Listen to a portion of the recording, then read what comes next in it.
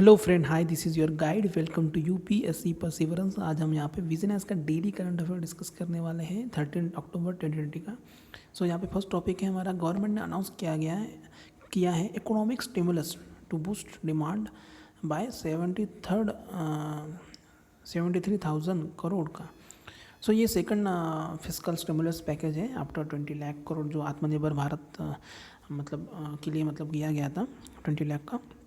उसके बाद मई में किया था to tackle the economic fall out जो हुआ है कोविड-19 पैंडेमिक की वजह से। उसके लिए ये करंट स्टेटस क्या है इंडियन इकोनॉमी का, which necessity second fiscal stimulate rise हुआ है इन्फ्लेशन, जो sharp rise in the food prices, क्योंकि बहुत सारे एम्प्लॉयमेंट एंड वेजेस की वजह से लोग नॉन फूड आइटम्स खरीद नहीं रहे हैं। उसकी वजह से ब्लीक एम्प्लॉयमेंट सिनेरियो, बहुत सारे लोगों की जॉब छूट गई है रिमूवल ऑफ द लॉकडाउन की वजह से। लोग अभी फिर से एम्प्लॉयमेंट जनरेशन यहाँ पे उतना हुआ नहीं है। No recovery in the index of the industrial production IIP, और जो फैक्ट्री का आउटपुट है कॉन्ट्रैक्ट हुआ है अभी अगस्त का, अभी यहाँ पे 8% compare to a year ago. उसके बाद में यहाँ पे कौन कौन से मेजर्स लिए गए यहाँ पे to lift the consumer demand के लिए। यहाँ पे कुछ LTC कैश और कैश वाउचर स्कीम्स लाई गई है, स्पेशल फेस्टिवल सैलरी एडवांसेस। ये इतना इंपॉर्टेंट नहीं है, बट इस पर कौन बेनिफिट होगा, central government employee, state government and private companies के जो है employees, but not under the obligation, कुछ ऑब्लिगेशन वगैरह नहीं है यहाँ पे। ये कुछ प्रावधान वगैरह रखे गए हैं। Estimate demand gain 19,000 crore. उसके बाद में यहाँ पे थर्ड टॉपिक पे आते हैं हम, यहाँ पे पॉलिसी रिफॉर्म्स, जो भी पॉलिसी रिफॉर्म्स लाए गए उसकी वजह से मैन्युफैक्चरिंग सेक्टर को बहुत फ़ायदा हुआ, become energy efficient in the last 2 decade, पिछले 2 दशकों से। ये किसने बताया कि IIT मद्रास द्वारा यहाँ पे पिछले 20 सालों से 2 दशकों से India's manufacturing sector has been gain 39% in the energy efficiency because of the various policy reforms of the by the central government. 1980 से लेकर अभी जो आउटपुट 100 रुपीज़ जो लगते थे, अभी 30 रुपये 30.56 जो एनर्जी पे खर्च करते थे हम, अभी 2018 में कितने लगते थे हमको, डिक्लाइन हुआ है 23 रुपीज़ .84 इतना डिक्लाइन हुआ है। की रीजंस क्या दिए गए, जो भी क्रिएशन किए गए additional capacity on the economic scale, removal किए गए constant in the raw material की अवेलेबिलिटी, एक्सेस किया गया, बेटर टेक्नोलॉजी थ्रू इम्पोर्ट, बाहर से देशों से टेक्नोलॉजी लाई गई है, पॉलिसी से रिलेटेड क्लीन डेवलपमेंट मैकेनिज्म लाए गए कमेटी, जो हमारा क्योटो प्रोटोकॉल में इम्प्लीमेंट कराना है, emission reduction project in the developing countries जो कमिटमेंट है अंडर द क्योटो प्रोटोकॉल। उसके बाद में technology transfer, innovation and research and development हुआ है एक्सेट्रा। ये की रीजंस दिए गए हैं। उसके बाद में some energy efficiency related initiative लिए गए, उसमें से है national mission for the enhance energy efficiency. ये स्ट्रेंथन करता है market for the energy efficiency by creating the conducive regulatory and policy regime है। उसके बाद में perform achieve and trade scheme लाई गई, अलाउ करता है trading in the energy saving certificate. उसके बाद में इनिशिएटिव लाया गया ब्यूरो ऑफ एनर्जी एफिशिएंसी द्वारा पेरिस क्लाइमेट एग्रीमेंट, जिसमें इंडिया का एम है रिड्यूस करना emission intensity of the GDP। ये 33 से लेकर 35% तक 2005 का बेस लेवल है, और 2030 तक करना है हमें। Largest ever Arctic science expedition Mosaic and हुआ है। मोजाइक क्या है, मल्टी डिसिप्लिनरी ड्रिफ्टिंग ऑब्जर्वेटरी है for the study of the Arctic climate expedition. अभी क्या हुआ है, जो आर्किटिक रीजन है वो जल्दी से ये हो रहा है, उससे क्या बोलते हैं, मेल्ट हो रहा है। उसके लिए यहाँ पे एक जर्मन शिप RV पोस्टन ने यहाँ पे स्पेंड किया 1 साल तक यहाँ पे आर्कटिक रीजन में, और पार्टिसिपेंट 19 कंट्रीज से थे, उसमें से इंडिया के एक साइंटिस्ट भी यहाँ पे पार्टिसिपेट किया गया था।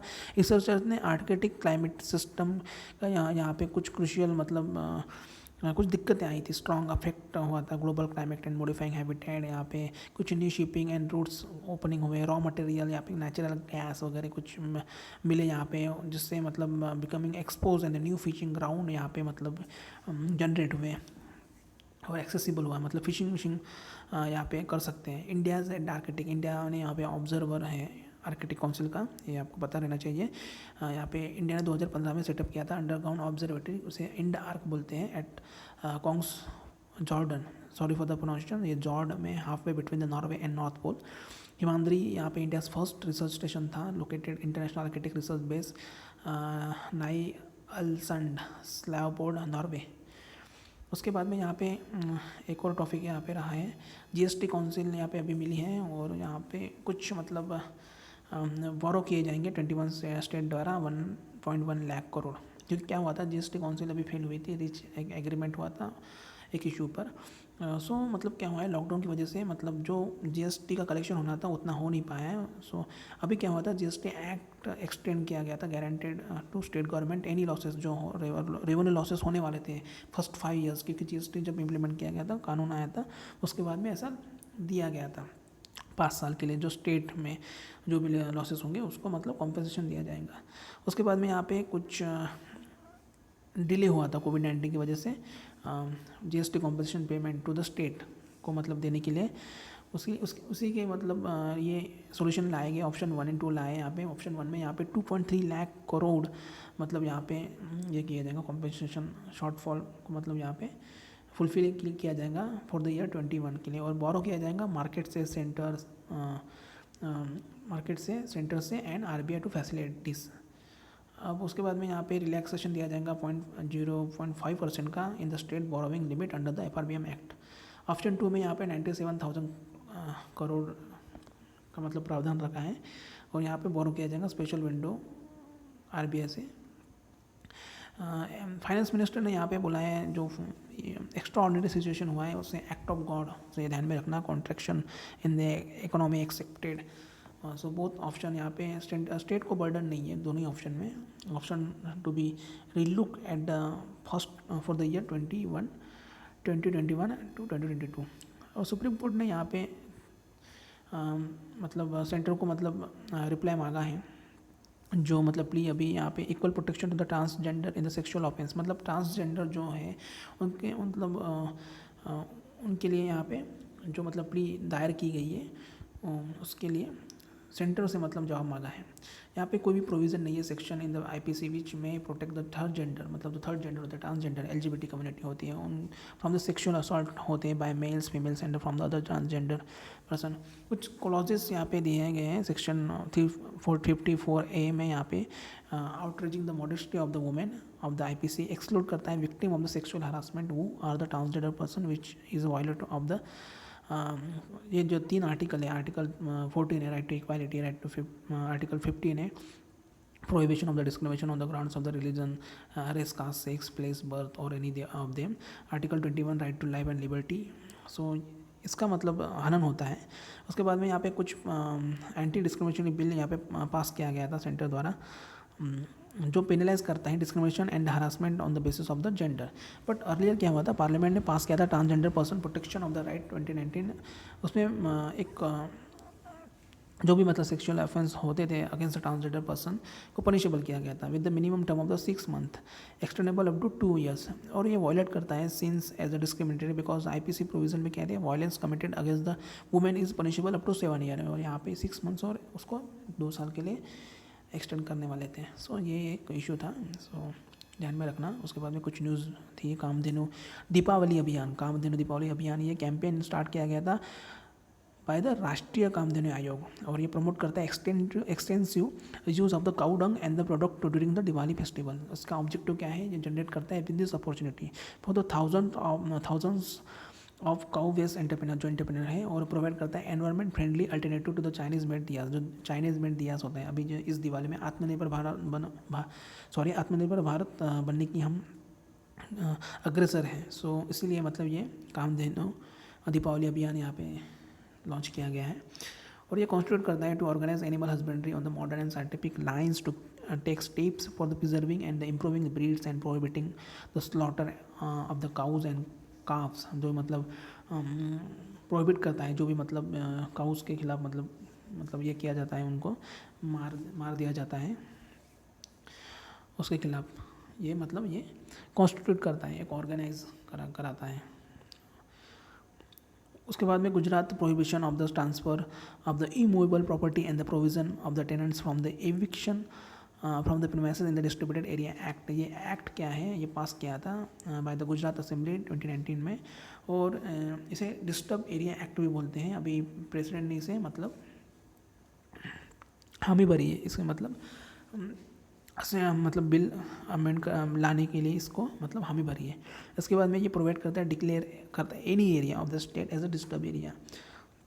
उसके बाद में यहाँ पे FATF के बारे में दिया है, फाइनेंशियल एक्शन टास्क फोर्स, अक्सर न्यूज़ में रहता है। अभी यहाँ पे पाकिस्तान को फिर से रिटेन किया गया enhance follow up in the follow up list में।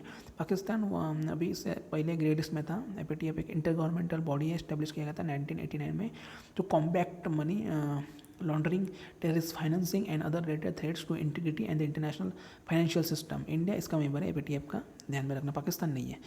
India energy modelling forum IEMF, ये नीति आयोग ने अनाउंस किया है। Governing structure of the India energy modelling forum IEMF jointly launch किया गया था by the NITI Aayog and the United state agency for the international development USAID जैसे बोलते हैं, under the US India strategic energy partnership के तहत ये आता है। IEMF इसका एम है engage the India research knowledge partners, think tanks and national international government agency and the department for the modelling and long term energy planning के लिए ये होता है।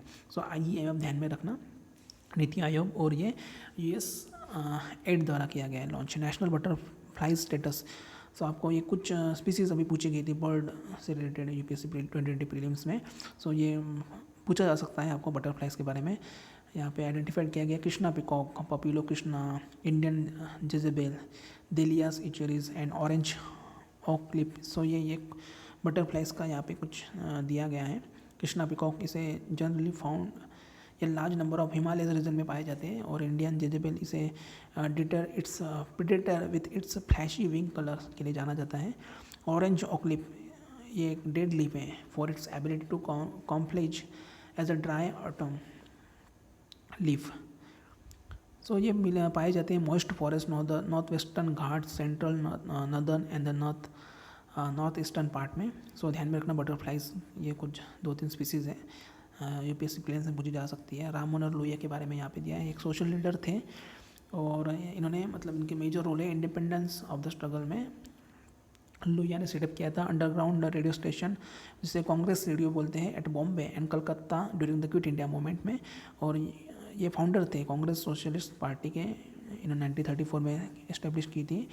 और एडिटेड इट्स पीरियडिकल कॉल्ड, जिसे कांग्रेस सोशलिस्ट बोलते हैं, अपोज किया था India's involvement in the world war second में। राम मनोहर लोहिया के बारे में ध्यान में रखना, इन्होंने अपोज किया था जो पार्टिसिपेट करने वाले थे इंडियाज़ का वर्ल्ड वार 2 में, और सजेस्ट किया था compulsory intercaste marriage for the government servant and community festivals for the eradication of the caste system के लिए। सो ध्यान रखना कंपलसरी इंटरकास्ट मैरिजेस इन्होंने सजेस्ट किया था। National institute of naturopathy NIN के बारे में ध्यान में रखना, ये मिनिस्ट्री ऑफ आयुष के अंदर में आता है। इसका लोकेशन दिया है पुणे महाराष्ट्र। इसका एम क्या है, एम एंड ऑब्जेक्टिव क्या है NIN का, to propagate and promote naturopathy and the yoga, to provide treatment facility for the all kind of disease through the naturopathy and the yoga, to conduct research and training etc. Naturopathy एक cost effective drugless non invasive therapy है जो involve होता है the use of the natural materials for the health care and the healthy living के लिए। मोशिक क्या है, एक इंडिजिनस माइक्रो प्रोसेसर है, डेवलप किया है IIT मद्रास द्वारा। इसका एम है reduce dependence on the other countries. अभी बहुत सारे माइक्रो प्रोसेसर हमारे इंडिया में डेवलप हुए, अजीत वगैरह हुआ है, क्योंकि आत्मनिर्भर भारत के लिए हम अग्रसर हो रहे हैं। क्योंकि अभी फिलहाल में हम इंटेल वगैरह का माइक्रो प्रोसेसर यूज़ करते हैं हमारे कंप्यूटर वगैरह में, और ये कैटर करता है to rapidly growing internet of thing devices का इंटीग्रल पार्ट है smart cities of the digital India का। सो ध्यान में रखना मोशिक एक इंडिजिनस माइक्रो प्रोसेसर है। सो आज हमने यहाँ पे डिस्कस किया है 13 अक्टूबर 2020 का करंट अफेयर। सो बिजनेस के डेली करंट अफेयर ऐसे हम डिस्कस करेंगे 1 by 1। सो मेरे चैनल को subscribe, like, comment and share कीजिए। Thank you so much, good night.